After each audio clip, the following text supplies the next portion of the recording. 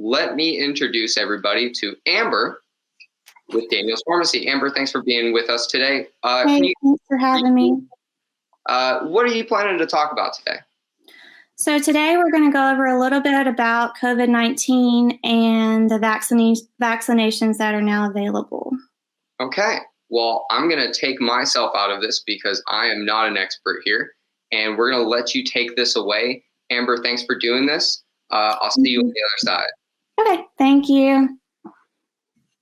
Good morning, everybody. My name is Amber Brown. I am a pharmacist with Daniels. I'm here in Barnwell. So this morning, like you said, we're going to be talking about COVID-19 and the new COVID-19 vaccinations. So I hope that by the end of this presentation that any questions that you may have, I'm able to answer throughout this presentation. Or if you have any other questions, you can always comment here, or you could call Daniel's Pharmacy and talk to one of the pharmacists there. So I'm going to go into the presentation. So to begin with, what is COVID-19 and how is it spread? So simply put, COVID-19 is an illness caused by a virus that can spread from person to person. The virus that causes COVID-19 is a new coronavirus that has spread throughout the world. You can become infected by coming into close contact, so about 6 feet, which is about 2 arms length, with a person who has COVID-19.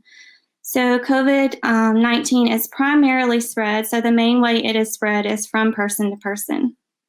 You become infected from respiratory droplets when an infected person coughs, sneezes, talks to you, sings, or breathes on you.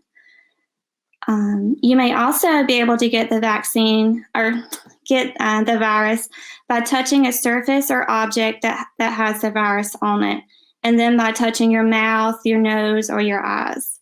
But like I said, the primary way that the virus is spread is from person to person.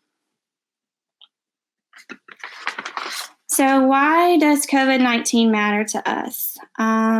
So for now, COVID-19 has been around. I think the first case in the US was reported in January, so it's been around for about a year now.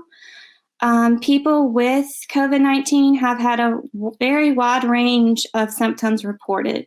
Some people have very mild illness, so they don't even know that they have the virus. And it ranges to much more severe illness.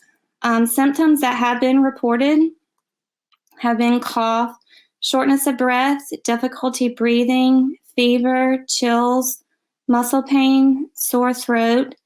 And a common symptom between most people that have experienced COVID-19 have been a new loss of taste or smell. These symptoms may appear from 2 to 14 days after you've been exposed to the virus. And the incubation period, which is the number of days between when you're infected and when you might see symptoms, is anywhere from 1 to 14 days. And during this incubation time period, you can be contagious. So there are a lot of unknown things that we don't know about the virus, but there are some facts that we do know. We do know that COVID can be fatal. I think we've all experienced this in our communities. And you are at risk of getting very sick. Unfortunately, people at any age can get COVID, even young, healthy adults and children. We do know that people who are older or have certain underlying medical conditions are at risk of getting very sick from COVID-19. So some things that we can do to prevent ourselves from getting COVID-19. So we want to avoid close contact with sick individuals. We want to frequently wash our hands with soap and water. You don't want to put your hands in your face if you haven't washed them.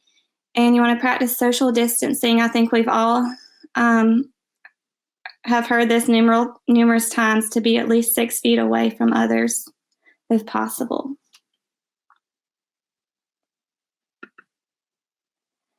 So, because COVID-19 vaccines currently are so limited in our state and across the country, those who are most vulnerable to the death or severe complications from COVID-19 are prioritized to receive the vaccine first.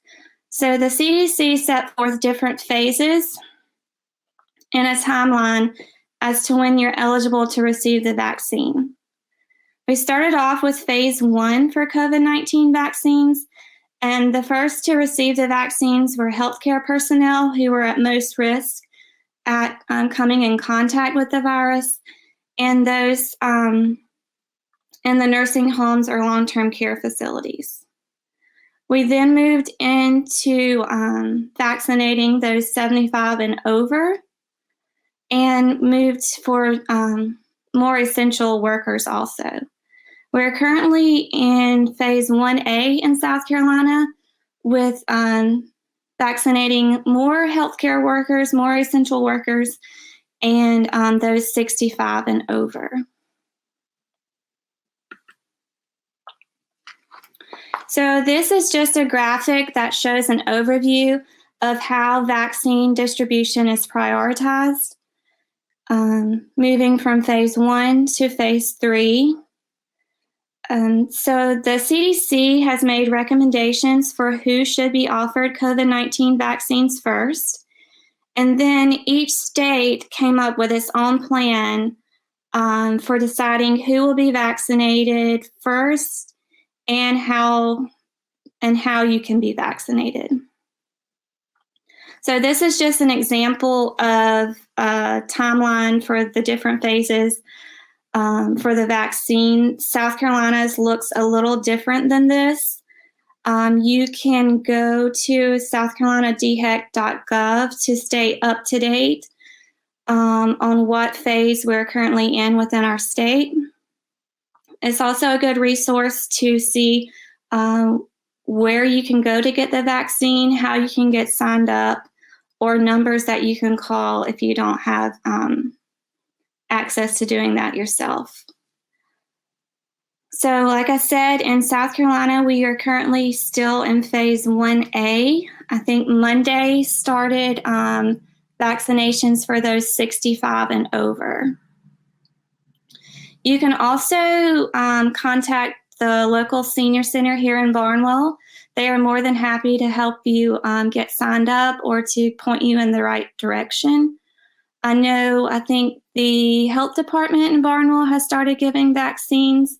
There's been a clinic in Barnwell set up to help get our seniors vaccinated. I know some local doctor's offices are starting to do clinics also. So if you need any help or have any questions about getting signed up, you can also call us at Daniel's Pharmacy. We can help you, or you can call the Senior Center directly. So I know we have lots of questions about COVID-19 vaccinations, and the number one thing that we're most concerned about is the vaccine safe? Is it okay for me to get? So vaccines would not be distributed until the FDA determines the vaccine is safe. So while it may seem like the vaccine was developed very quickly, it's important to know that messenger RNA vaccines have been studied for years before we even saw the first case of COVID-19. They were already in development. Vaccines have to go through more testing than any other pharmaceutical, including extensive testing and clinical trials. Also, the FDA and CDC's Advisory Committee on Immunization Practices ensure that any vaccine is both safe and effective prior to approval and distribution. There's also reporting systems in place to report any moderate and severe adverse events.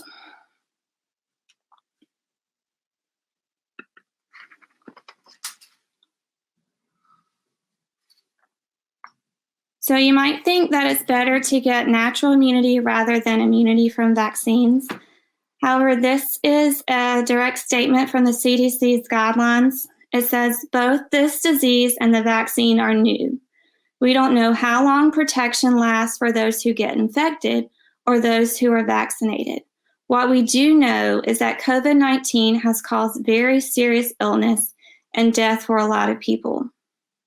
If you get COVID-19, you're at risk. You're also at risk giving it to loved ones who may get very sick. Getting a COVID-19 vaccine is a safer choice.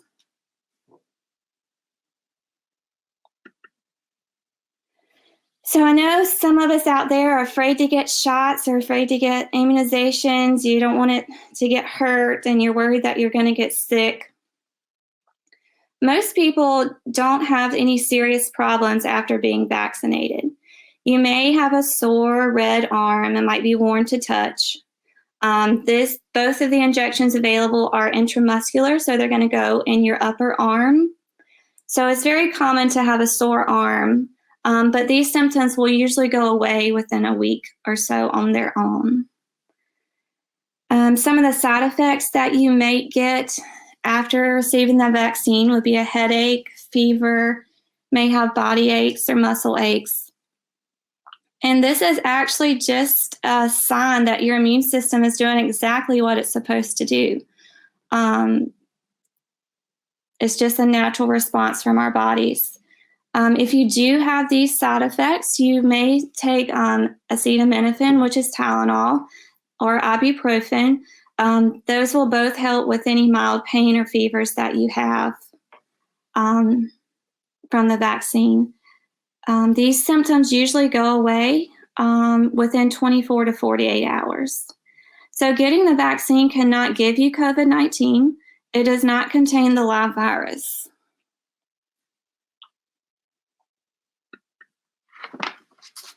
Are there any serious side effects that we should be worried about with the vaccine?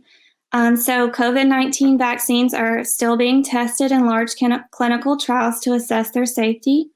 As more people are vaccinated, we're going to learn more about the vaccine and the long-term side effects that it may have. Safety monitoring will continue as the CDC has a group of experts that review all the safety data that comes in. If a safety issue is detected, they will take immediate action to determine if it's related to COVID-19, and they will determine the best course of action. When this presentation was put together, there had only been 4 associated deaths, and that was globally, and none of them were in the US.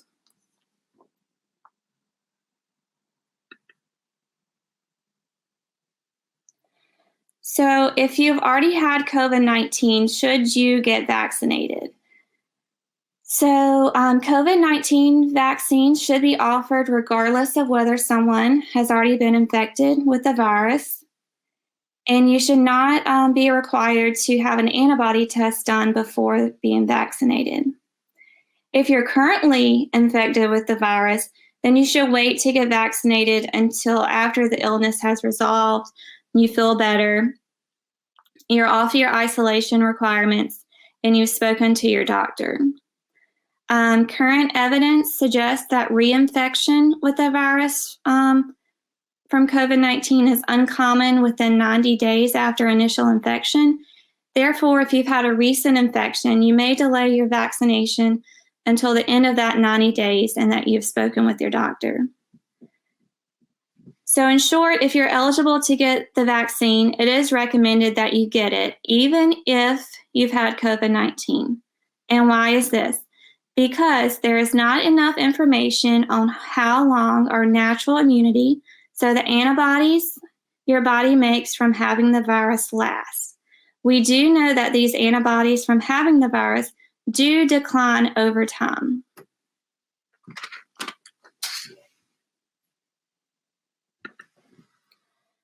So what are some precautions that we should take when getting the vaccine?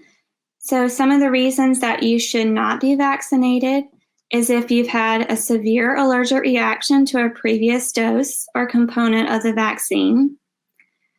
If you've had an immediate allergic reaction of any severity to a previous dose of the vaccine. So if you've had a history of immediate allergic reaction to any other vaccine or injectable therapy, or if you're currently sick. So when we say immediate allergic reactions, that is a hypersensitivity related signs or symptoms such as urticaria, which is a really bad rash or hives, angioedema, so you had swelling in your mouth, tongue, respiratory distress, wheezing, inability to breathe, and these symptoms had to occur within 4 hours following exposure to a vaccine or medication. So if you have other health conditions, can you still get vaccinated? So people with HIV or weakened immune systems or autoimmune diseases, Guillain-Barré syndrome or Bell's palsy, you're at a higher risk for developing severe COVID-19 infections. Currently, though, there is not enough data available on the safety of these vaccines for this category yet.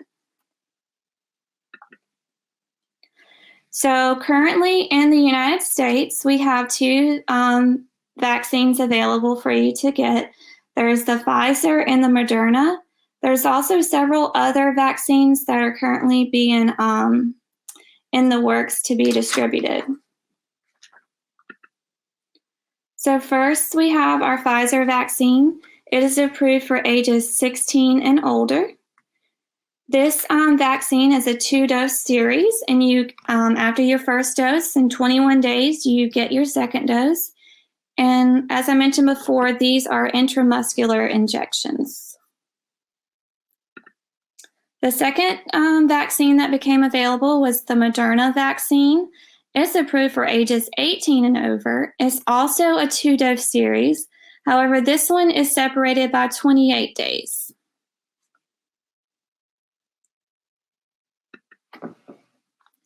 So a big question we all have is there going to be enough vaccinations for everyone? And the goal is for everyone to have access once larger quantities become available. We hope to have locations through your doctor's offices, retail pharmacies, hospitals, and other qualified healthcare centers. So what can we do now to protect ourselves before and after the vaccination? So number one, avoid close contact with people who are sick. Cover your mouth and nose with a mask when you're around others. If anyone in your household has COVID-19, you should know to stay home and isolate to prevent the spreading. And 3, practice social distancing. Try to stay 6 feet away from others. Avoid going in large crowds. And number 4, wash your hands often, especially following direct contact with other people or surfaces. So I know we're talking about COVID-19 vaccinations, but it's also important to stay up to date on all of our other vaccines that we have available to prevent any other illness or infections. So we have posted here vaccines available, and you can look at these to make sure that you've had all the doses that you need and that you're up to date.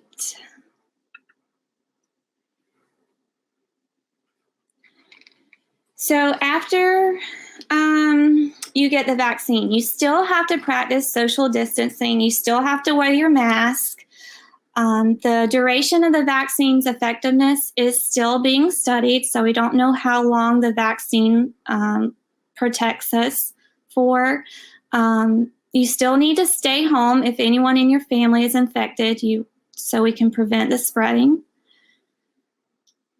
So we talked about after the vaccine, you may have some signs and symptoms or side effects such as fever, fatigue, headache, chills, joint pain, muscle pain.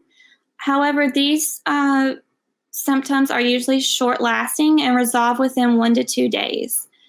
It's more frequent to get these side effects after your second dose, and it was reported that younger persons less than 55 were more likely to have these side effects.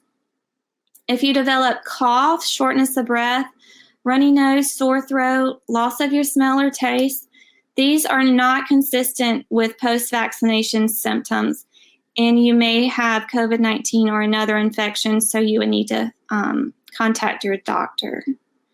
If you have any more severe reactions, you need to contact your doctor so that these symptoms can be reported to the FDA.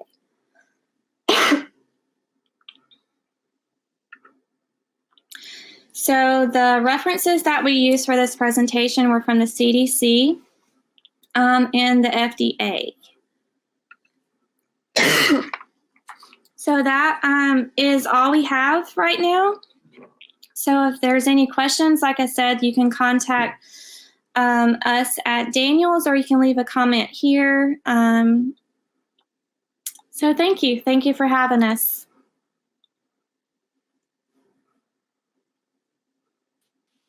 Thank you so much for being here, Amber. If people want to give you guys a call, what's the phone number? It's 803-259-1234.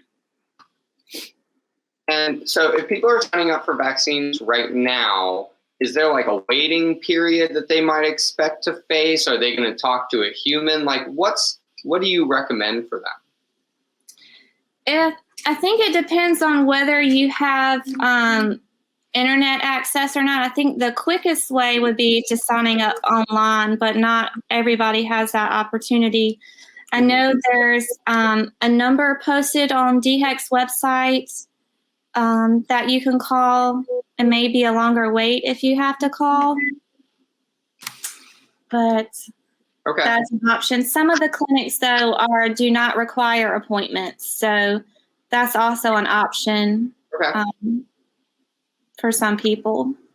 And if people are having trouble, from my side personally, I would recommend give us a call at Generations Unlimited. We've definitely got a staff that is wanting to help people get their vaccines, sign people up. Local Motion, our public transportation system, we're driving people to the vaccine sites. Give us a call. Give Daniel's Pharmacy a call if you have questions about the vaccine itself. Amber, thank you so much for being here. Thank you. Enjoyed it. Thanks for having me. Bye.